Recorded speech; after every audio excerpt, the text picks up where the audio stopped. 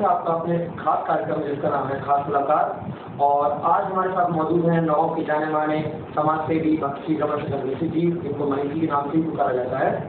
तो आइए आज हम उनके जीवन के बारे में कुछ जानते हैं, साथ ही जनता से जुड़े हुए कुछ मुद्दों पर बात करेंगे। तो स्वागत है सर आप हमारे शो में खास मुलाकात में। सर सबसे पहले जानना चाहूँगा आपके बचपन से लेके अब तक का सफर जो रहा है वो कैसा रहा है, तो बचपन से अब तक के बारे में कुछ जनता को बताएं।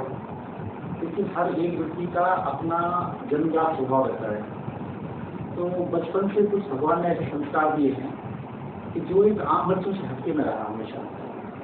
मुझे बड़ा सौभाग्य मिला जब मैं हाई स्कूल 9 में पढ़ता था, मुझे 3 बार आइडियल छात्र का सम्मान मिला था। उसके बाद जब भी मैं आगे जो मेरी क्वालिफिकेशन रही, मैं महाराजा कॉलेज में पढ़ता था, उस समय भी मुझे एक हटके मुझे पहचान वहाँ मिली। तो ये मेरा सौभाग्य रहा हमेशा कि मेरा जो क्रियाकलाप रहा, मेरा जो बर्ताव रहा, वो एक आम बच्चों से हटके रहा मेरा। इसी का मुझे लोगों से प्रेम मिला, इसलिए मिला। आपके परिवार में कितने सदस्य हैं? मेरे माता पिता, हम लोग 2 भाई 2 बहन। तो आप बड़े हैं या छोटे हैं? सबसे बड़ी मेरी एक बहन है, फिर मैं हूँ, फिर मेरी छोटी बहन, फिर मेरा छोटा भाई।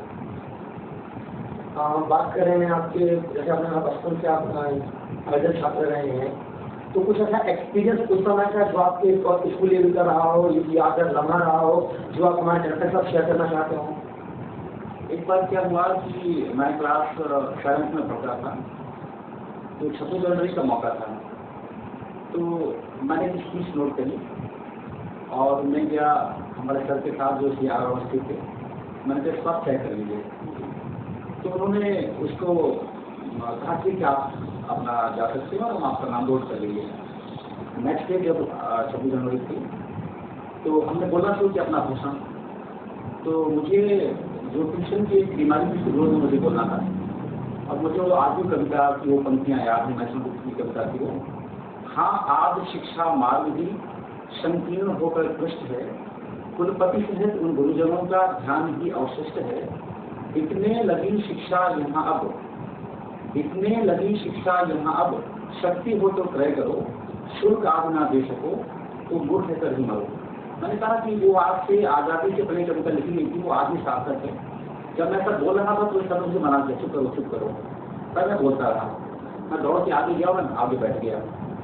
जब सर ने दूसरे बच्चे बढ़ गया मेरे बाद, उन्होंने मुझे बुलाया कि आप इधर आइए। उन्होंने कहा कि सच्ची बोला। मैंने कहा मैंने कल आपसे कहा था कि इसको आप देख लीजिए, तो मुझे डांट लगे वो, तो मैं रोने लगा। मैंने कहा इसमें गलत क्या है मुझे बताइए, तो सब कुछ ये ऐसा आप नहीं बोलना चाहिए यहाँ पे, बात जाओ जाओ वहाँ जाओ। इस प्रकार से मैं बैठ गया। तो ये थे रमन ऋषि जो कि बचपन से ही काफी निश्चय दृढ़ निश्चय व्यक्ति थे, और वही इनका क्रियाकलाप अब तक चला रहा है। एक बचपन की बात करें, गाँव की बात करें आपके, तो आपके जोशी जी का एक बच्चा था जिनकी दवा के लिए आपने कुछ अच्छा यूनिक प्रयत्न किया था, उनको आप कुछ मोमेंट शेयर करना चाहेंगे? एक बार क्या हुआ कि हमारे गांव में जोशी परिवार है, तो उनका बेटा साइकिल से गिर गया नीचे, उसके पैर फ्रैक्चर हो गया। तो बहुत दिन बाद बीमार रहा वो, उसका ठीक नहीं हुआ, तो मैं उसके पास चला गया। तो उनको उन्होंने अपना घर मकान भेज दिया था बच्चे की दवा के लिए। मैं गया तो उनको मैं थोड़ा सा कुछ पैसे दिए, मैंने कहा ले लो मुझसे। तो उनको मुझसे कुछ बढ़ा कि मैं उनकी मदद कर सकता हूँ। वो नवा मुझे पैसे मांगने के लिए आ गए। तो फिर क्या हुआ कि उस समय मैं घर से हट के मैं अलग रहता था, तो मेरे डॉक्टर तिवारी के पास उनको ले गया कि गरीब लोगों की मदद करो आप। डॉक्टर ने मुझे बताया कि वो बोन कैंसर हो गया है, उनके दौरान ज़्यादा पैसे खर्च होना है। मेरे पास आए तो जरिए उस समय बहुत ज़्यादा था नहीं, तो उससे मुझे क्या करना चाहिए, तो मैं अपने गाँव चला गया। जब मैं अपने गाँव में तो मैंने 5 लोगों को बुलाया जो गाँव के प्रतिष्ठित लोग थे। उनको मैंने कहा कि आपके गांव में जवान बेटा मर जाए, इसलिए वो पैसे नहीं तो अच्छी बात होगी। तो उन्होंने कहा कि पिता हमारे खराब व्यक्ति थे, उन्होंने हमारे साथ ऐसा किया वैसा किया, मतलब भोग रहे बात नहीं करते, पर आप बुरे मत मानो। तो मुझे माने आपत्ति कि तुम गाँव पैसे मांग जाओगे, ये कैसी बात है। चलो जब लोगों को मैंने समझा, लोग मेरी बात समझे। तो मैं एक उस गाँव की पहली घटना थी कि उस गाँव में कोई जाति रुपये नहीं बचा था। हमने हर एक घर में जाति कहा कि आप हमें 1 रुपये देंगे काम चलेगा, आप शुभकामना भेजिए उस बेटे की बेटा बच जाएगा। हम लोग 12 रुपये इकट्ठे किए थे 4 घंटे में, और सारे बच्चों को देखिए। उस समय आपको कोई सामाजिक कठिनाई या सामाजिक बंधन ऐसा? स्वास्थ्य बंधन तो ये था कि हमारे मतलब गाँव से लिटिल व्यक्ति हैं, तो समझिए कि आप मेरी माँ को ही कह रहे कि आप ब्राह्मण कुल में जन्मे रहती हैं और कहाँ से बात सबकी जात बात कैसे मांगे पहुँच जाओगे, तो मैंने कहा डॉक्टर हेडगेवार ने कहा करते थे, मर जाऊं मांगो नहीं अपने तन के काल, परमारस के कारण बोलना आवेला। मतलब कि खुद अपने लिए मांग रहा होता तो कुछ मांगना चाहिए, इसलिए आप बुराई नहीं मानना चाहिए आपको, फिर दोनों प्रशंसा की सलाह मेरे काम।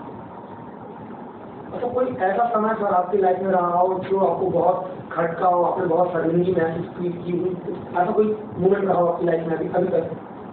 इसकी जहाँ तक मेरी अपनी जानकारी की बात है, ये संसार में जिन्होंने भगवान राम कहा, कृष्ण कहा, देवी सीता कहा, समाज में बड़ी कुछ समाज किए, समाज कुछ छोड़ता नहीं, पर हमसे कुछ त्रुटियां हुई होंगी मुझे नहीं पता, पर मैंने अपनी जानकारी ना तक ऐसा कोई काम नहीं किया जिससे मुझे समाज में शर्मिंदगी महसूस करना पड़ा।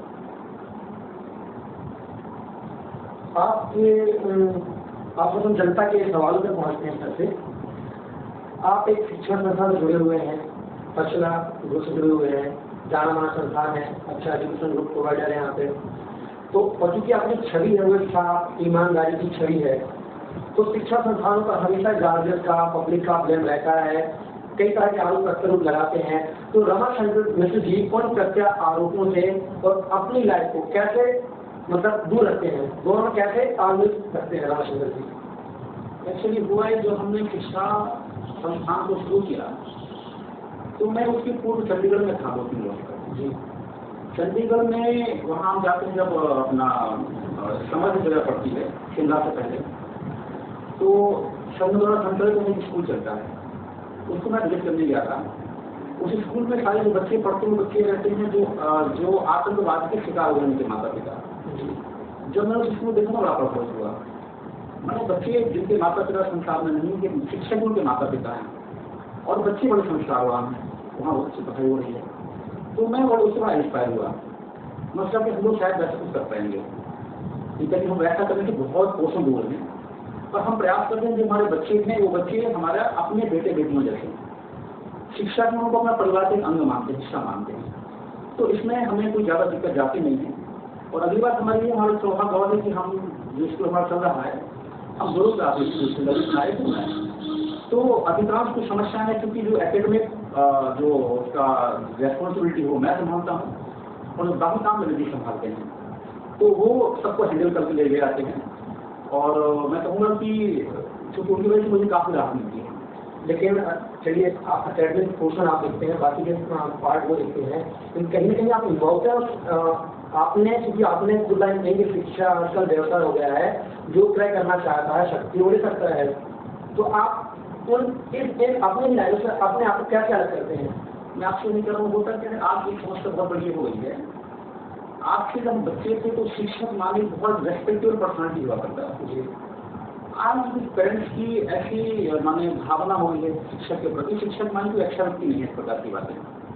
हम लोग पेरेंट्स मीटिंग करते हैं और आप नहीं करते हैं पेरेंट्स से कि आप आइए और उसमें हमें बताइए अगर कुछ कमियाँ हो तो आपको सुनकर बड़ा दुख होगा, माने 10 लोग भी नहीं पहुँचते कभी, और जब एंड होगा तो कहेंगे सारा गड़बड़ टीचर ने कर दिया है, स्कूल ने कुछ नहीं किया। हम लोग बच्चों को फोन करते हैं उनके पेरेंट्स को, बच्चों को मारने तो दिक्कत तो होती है। कई बार बच्चे जो माता पिता का मानना है तो उनका बेटा श्रवण कुमार है, बाल श्रवण दुनिया का, जिससे हमें बहुत संघर्ष करना पड़ता है। कई बार आपके कुछ सीनियर स्टूडेंट जो समय भी नहीं है स्कूल में पास आउट हो चुके हैं, उनकी मैंने कन्वर्शन करने की कोशिश करते बारे में राय जानने की कोशिश की। उनका कहना था कि जैसे कि रमाशंकर मिश्र जी अपनी लाइफ को अलोन जीना चाहते, मतलब साधुवादी या मतलब सादा जीवन जीना चाहते हैं, वो हम लोग अडॉप्ट नहीं कर सकते हैं उस माहौल में। तो वो क्या है, वो अपनी पर्सनल लाइफ को पर्सनल से ही जोड़ सकते हैं, उसको मतलब अपने जो विचार है उनको एक स्कूल लेवल पे ना होते हैं, जबरदस्ती ना बना जाए। उनका कहना है कि समाज में जैसे अदर इंस्टीट्यूशनल एक्टिविटीज होती हैं, क्रिकेट एक्टिविटीज होती है, कल्चरल एक्टिविटी होती है, एनुअल फंक्शन होते हैं, क्रिकेट एक्टिविटी अपना आई है, फिर बाद में कुछ जद्दोजहद करने के बाद आप एक्टिव हुए थे, लेकिन दूसरी एक्टिविटी क्यों नहीं? देखिए, हम क्रिकेट के बारे में मेरा कहना है खेलों के तरीके से होना चाहिए, मुझे कहीं कोई आपत्ति नहीं है। परेशानी क्या है, हमारे देश का दुर्भाग्य मानेंगे हम कि क्रिकेट को लोगों ने बना दिया है जैसे कोई बहुत बड़ी कोई चीज़ है, अचीवमेंट हो। तो आप देखिए कि आज मैं 2 लोगों के नाम लेता हूँ, सचिन तेंदुलकर दुनिया में नाम होते भाई लगे तो देश को बनता बिगड़ता नहीं, बिल्कुल। पर अब्दुल कलाम होते तो कुछ बनता बिगड़ता। पर क्या आज हमारी जो नई पीढ़ी है, किसी का कोई आइडिया है क्या कलाम जी? नहीं है। और जो हमारा सचिन जी है वो उनको आज भारत रत्न मिल गया है। मेरा समझ में ये है, क्रिकेट को जिस प्रकार से हम लोगों ने एकदम हेमंडित कर रहा था, नहीं किया जाना चाहिए, इससे आपत्ति कर रहा था। क्रिकेट को आप उसको पालतू मत समारो, उसमें खेल की तरह से खेलो, तो मैं सहमत हूँ उसमें। मैंने कहा भाई आप इंजॉय करो और तैयार हूँ उसके लिए मैं, पर क्रिकेट को लिए आप बल्ला बड़ा वक्त अपने आप सचिन समझे अच्छी बात नहीं है, मैं इसका विरोध करता था। अब इस कल्चरल एक्टिविटी के बारे में आपने कहा कभी आप हमारे यहाँ पधारिए, हम बच्चों को हमेशा प्रमोट करते हैं। बहुत सारी अन्य गतिविधियाँ रहती हैं जिसमें बच्चों को हम उसकी पर्सनल डेवलपमेंट हो, हमको बोलने की आदत करते हैं। हम अन्य अनेक आपको सुन के खुशी होगी इस बात को लेकर के, हम बच्चों को कहते हैं कोड जाइए, कोड में गतिविधियाँ कैसी होती हैं पता करके आइए। अभी अभी आपको सुन के और खुशी होगी, जब हम लोगों ने अभी अपना नेपाल में भूकंप आया था, हमारे साथ लोगों ने दर्शन किया, घर दर्शन किया, तो उन्होंने उनको भला भला भी कहा, तो वो दमोगी से वहाँ पे गए, वो पैसा लेके आए। हम सब उसको प्रमोट करते हैं, समाज में उनका है, उनका लगे कि समाज हमारा समाज है। सर एक वाक्य है आपकी काफी बड़े राशि का, जिसमें आपने 10-15 दिन की भूख भी चली, वो क्या वाक्य है? एक बार हुआ है कि मैं अपने गाँव गया, तो गांव में क्या हुआ कि हमारा जैसा हमारा जहाँ लोग रहते हैं, हमारा वार्ड से आगे जाते हैं, तो एक बड़े काशी नाम के सज्जन थे हमारे गांव में, तो मैं उनके पास चला गया। तो उन्होंने कहा कि हमारे पैर में घाव, बड़ा सा घाव है, इसमें बैल ने पैर रख दिया था, कीड़े पड़ गए उसमें। तो मैंने पहली बार देखा किसी व्यक्ति के शरीर में कीड़े पड़े हुए। तो मैं अपने जो मोहल्ले में आया, मैंने कहा इसकी मदद करें आप लोग। तो लोगों ने कहा तो बहुत सारा पैसा वो बदमाशी कर रहा है। मुझे मन में लगा कि किस पास पैसा होता तो इतना पैसा वो नहीं सकता। तो मैं क्या हुआ कि नौगांव आया, तो उस समय मैं अपने घर से हट गया था, मैं अलग से रहता था रामकुटी में। उसके बाद 250 रुपये थे टोटल, वो रुपये मैंने मैं चांद डॉक्टर के पास गया, उसको मैंने बताया कि ऐसा हो गया है। उन्होंने मुझे दवाई दी, लगभग 250 रुपये की दवाई थी बोला।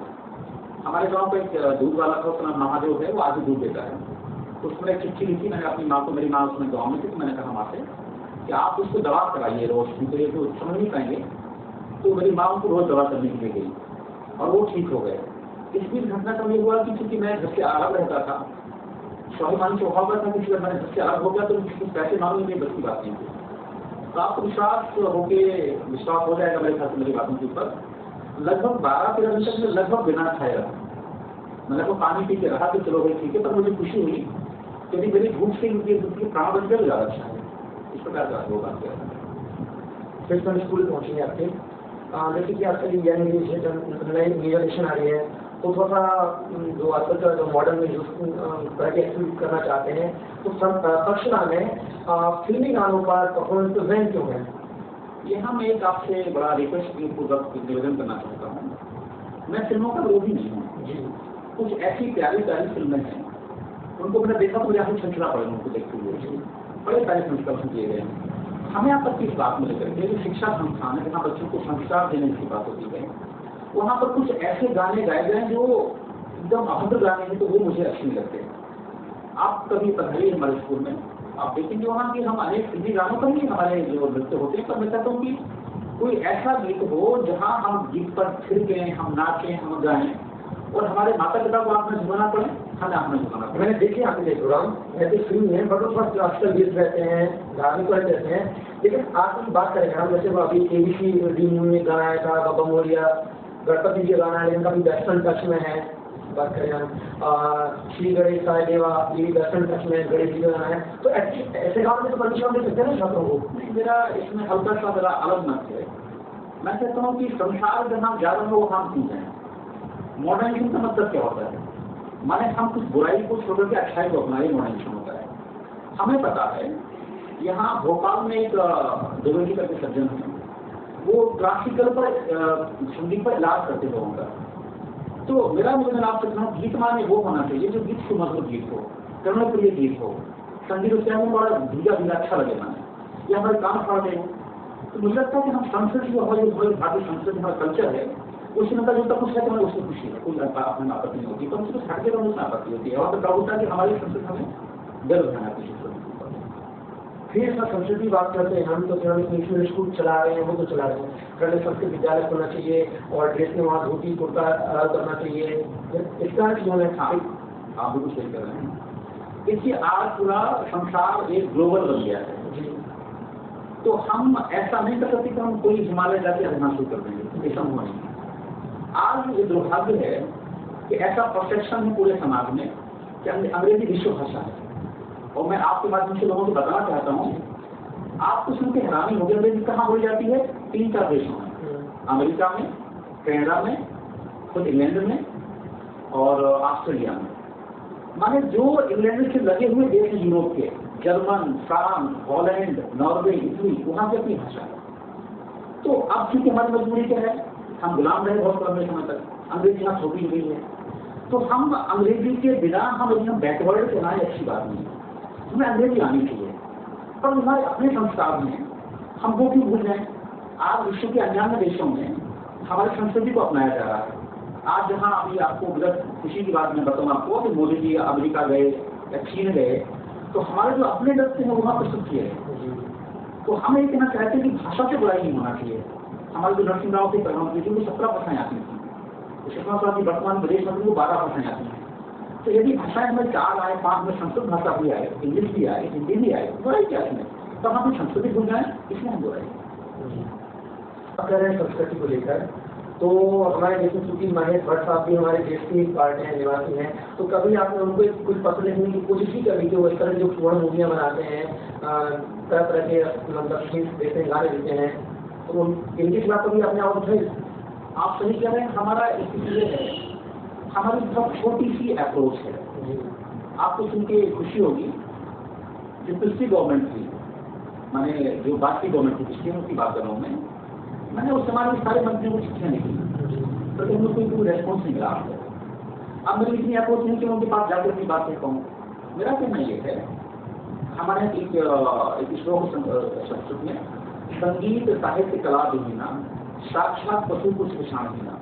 संगीत हमारा जीवन का अंग है, कला जीवन का अंग है, पर कला इतनी गिर जाए, हमारे देश में कहा गया है ये तो नारी से पूजनते रमनते प्रभु देवता।